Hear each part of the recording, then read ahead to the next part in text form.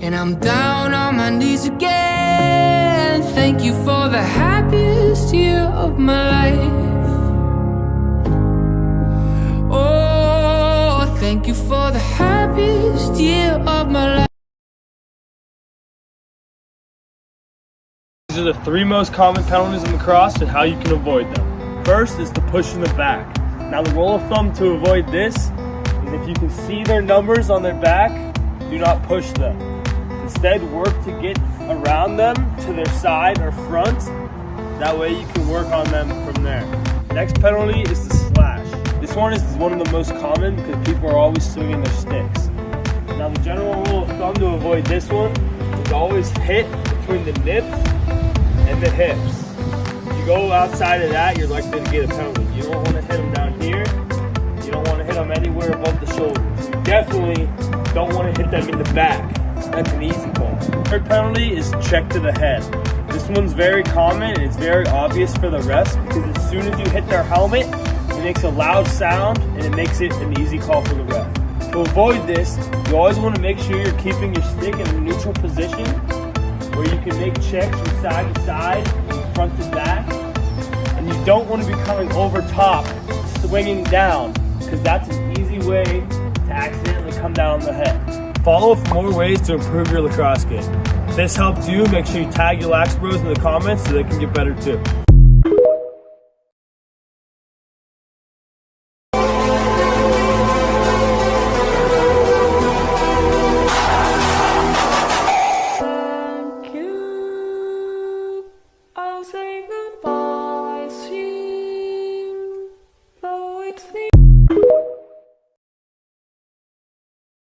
That feeling when you're playing lacrosse and suddenly the ball just disappears.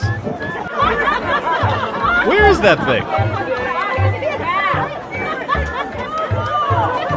There it is.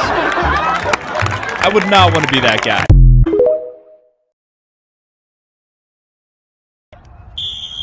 There you go, back up, put it back, good job! Check down! Bring it up! Danny, Kyrie, you can run in! Alright, gonna go! Right here! This way! Go this way!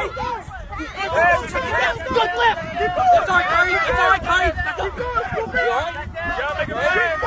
You're net the ball! On the sideline! There you go, box out! Get the ball! No, run! Only go! Run! Get the ball! Drop the ball! Scoop it!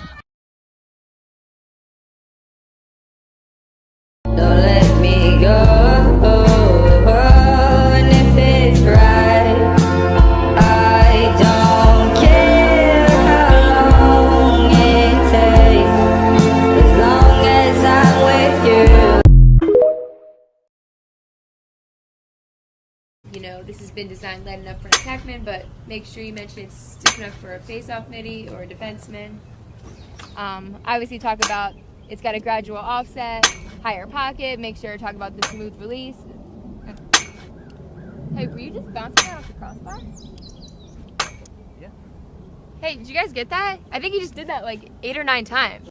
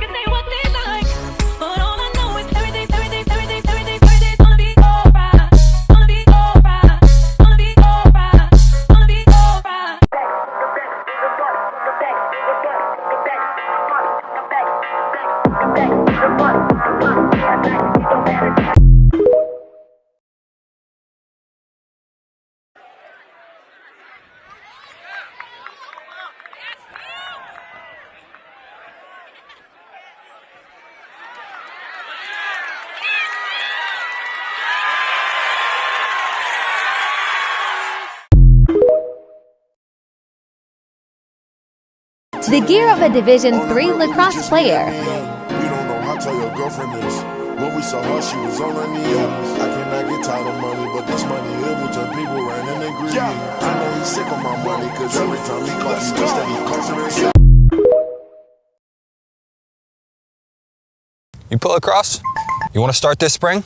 You need to take these 3 things very seriously. Number 1, know your role. What is your unique edge and can you do it consistently? Great example of this, Draymond Green. Number 2, be in shape. Last thing you want is to be fatigued in the 4th quarter and not be able to play for your teammates. Number 3, and maybe the most important, have great stick work and stick protection. You want to be a guy out there that coach can trust in the crucial moments not to turn the ball over.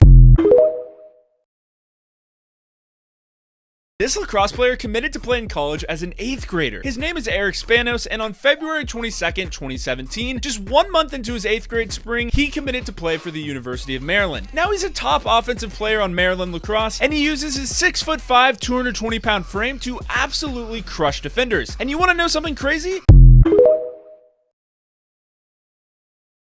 Sophia Shapanik just signed the largest deal in Athletiverse history. The Clemson lacrosse star will become the first female college athlete to represent Loot Mogul, a $2 billion sports metaverse company. She's also the first athlete in NCAA NIL history to sign a lifetime contract and will also receive an equity stake in the company, changing the tide of not only college lacrosse, but college sports forever. We're so happy for you, Sophia. Congrats.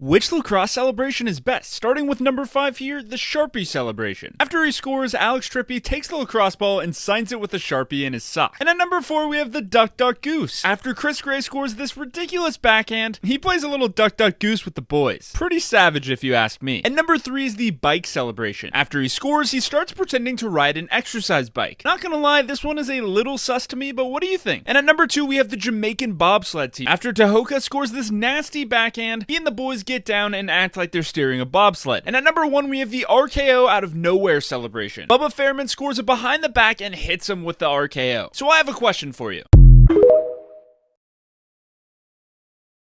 The first 5-star lacrosse recruit in the class of 2025 is Cam Kelly, a lefty attackman from North Carolina. He uses his 6'2", 185-pound frame to absolutely body defenders. But if you play him too aggressively, he'll use his ridiculous speed to blow right by you. After scoring 25 goals as a freshman at the elite Taft boarding school, look for him to double or triple those numbers this year. But the real question is, where do you think Cam's gonna commit once the recruiting window opens up? So it's no secret why